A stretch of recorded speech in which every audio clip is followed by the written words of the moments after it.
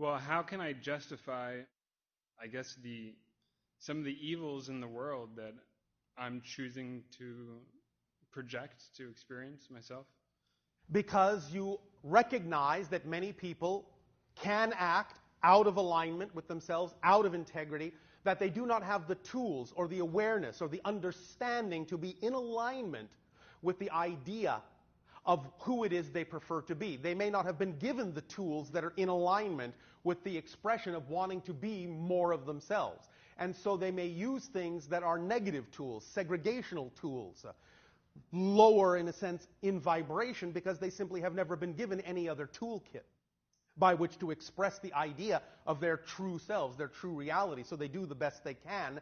And in that sense, the idea is that if you have the ability to express to them through example other choices they could make, other tools they could choose to express the idea of their fullness of self, to know that they are valuable, to know that they are valid, to not devalue themselves and so in turn devalue everything else around them.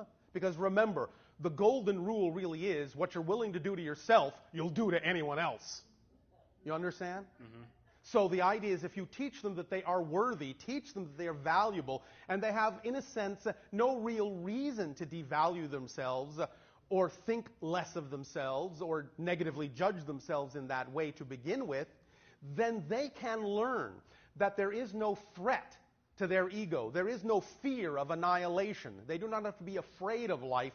They do not have to lash out because they find themselves lacking and project their fear of that reality on everyone else. Remember that a person, in a sense, who feels alone doesn't want to be alone. And they will do whatever they are capable of doing to drag anyone into their reality with them. But if they're operating on a downward spiral, then all they will do is drag everyone down the drain with them.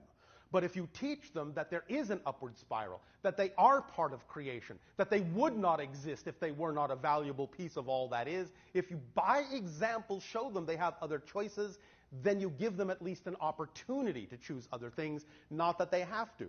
Because simultaneously it's important to be unconditionally loving and allowing enough to know that no matter what they may choose to experience in physical reality, no matter how negative it may be, they are fundamentally an infinite and eternal spirit, and somewhere in their experience of themselves, they'll get the point. By supporting them with unconditional love to know that they are an infinite spirit, by bolstering the idea that they are a loving infinite spirit, you give them the greatest opportunity to see themselves in that light as well and choose more positive representations of the expression of themselves in life. Does that make sense? Yeah, it does. Does that help? It does. So on a